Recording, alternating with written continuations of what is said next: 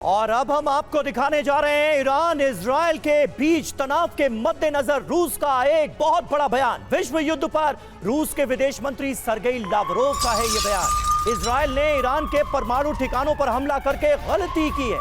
Israel के हमले के बाद विश्व युद्ध तृतीय का खतरा बढ़ गया था, यह कहा है लावरोव ने। क्या दुनिया के लिए दो विश्व युद्ध कम थे? लावरोव जिक्र कर रहे हैं विश्व युद्ध का। और इससे पहले व्लादिमीर पुतिन के गुरु अलेक्जेंडर दुगिन ने विश्व युद्ध का जिक्र किया और रूस से आया यह दूसरा बड़ा बयान है जिसमें वर्ल्ड वॉर का जिक्र हो रहा है। लेकिन इन 13 सिग्नल में समीर हमने जिस तरीके से वर्ल्ड वॉर 3 के लिए किया, दुनिया तैयार है। ऐसे में एक इंफॉर्मेशन आगे रखेंगे आपके सामने, क्योंकि दुनिया दो खेमों में बटी है। एक खेमा अमेरिका नेटो का, दूसरा खेमा रूस और चीन का। और इन खेमों में कौन से देश किसके साथ है, विदेश मामलों के जानकार संजय भारद्वाज सर भी हमारे साथ हैं, उनसे इस लिहाज से भी चर्चा करेंगे। UEM Jaipur is a perfect target for prospective students aspiring for good jobs, good education with future-ready skills. उससे पहले अमेरिका के साथ ब्रिटेन और जाहिर सी बात है रूस के साथ चीन। ऐसे में ये वर्सेस बहुत इंपॉर्टेंट हो जाता है समीर।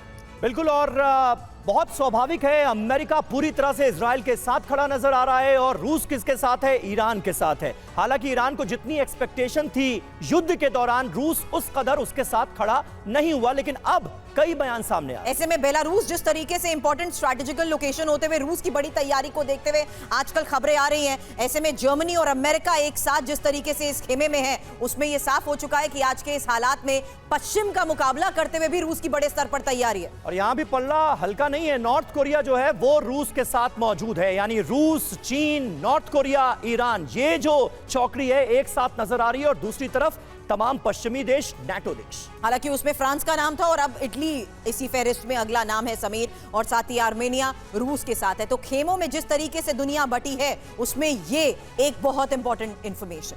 बिल्कुल, और अमेरिका के साथ जाहिर है कनाडा और रूस के साथ तजाकिस्तान। तो किस तरह से अलग अलग गुट बन रहे हैं? रूस के साथ वेनेजुएला को जोड़ लीजिए और अमेरिका के साथ ऑस्ट्रेलिया को जोड़ लीजिए। हालांकि यहां पर क्यूबा भी रूस के साथ है और जापान अमेरिका के साथ है। अब इस वर्ल्ड वॉर 3 के लिए खेमों में बटी दुनिया को किस लिहाज से इवैल्यूएट आज के हालात के बीच में करना जरूरी है, प्रोफेसर भारद्वाज?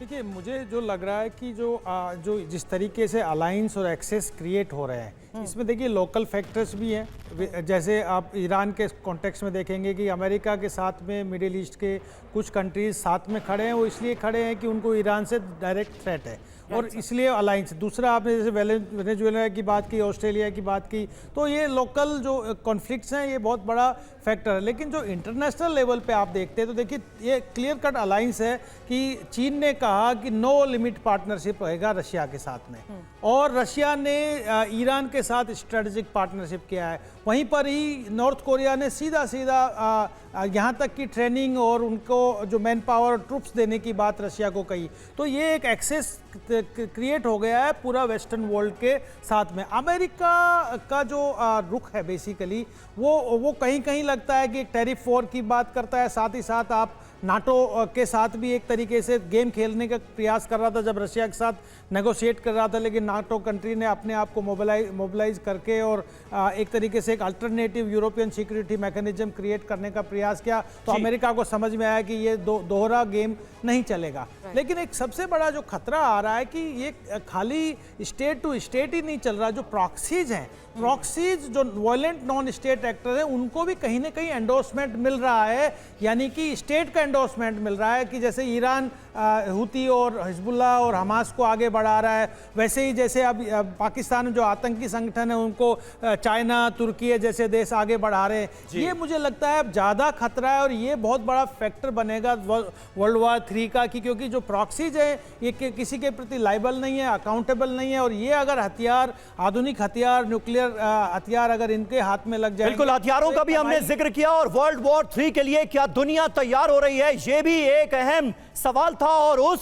संकेत का, उस सिग्नल का भी हम जिक्र कर चुके हैं। और अब बारी है 10वें सिग्नल की। तो 3 घंटे की इस महा कवरेज में वर्ल्ड वॉर 3 के 13 सिग्नल हम आपको दिखा रहे हैं और 10वां सिग्नल देखिए क्या है। रशिया वर्सेस अमेरिका, रूस वर्सेस अमेरिका का यह तनाव आखिर क्या इस मुहाने पर पहुंच गया है कि 2 गुटों में बंटकर वर्ल्ड वॉर छिड़ जाए। ये एक बड़ा संकेत है और इससे जुड़ी कुछ बड़ी खबरें हमारे बिल्कुल, ऐसे में वो इंफॉर्मेशन बहुत कितनी वैलिड है समीर, जो अभी हमने इंफॉर्मेशन वॉल पर दिखाया कि रूस के साथ कौन है और अमेरिका के साथ कौन है। हालांकि इस चर्चा को आगे बढ़ाएं उससे पहले रूस के विदेश मंत्री की यूरोप को धमकी को लेकर एक बहुत बड़ी खबर है कि जितना सीना फुला ले जीत नहीं सकते। ये एक और आज के इस हालात के बीच में बड़ा बयान सामने आया है। हालांकि इन्हीं बयानों के आधार पर जिस तरीके से प्रोजेक्शन होती है, जो संकेत मिलते हैं, वही एक्सपर्ट्स के साथ हम समझने की कोशिश करते हैं। फिलहाल बता दें, रूस के विदेश मंत्री को यूरोप को ये बहुत बड़ी धमकी है।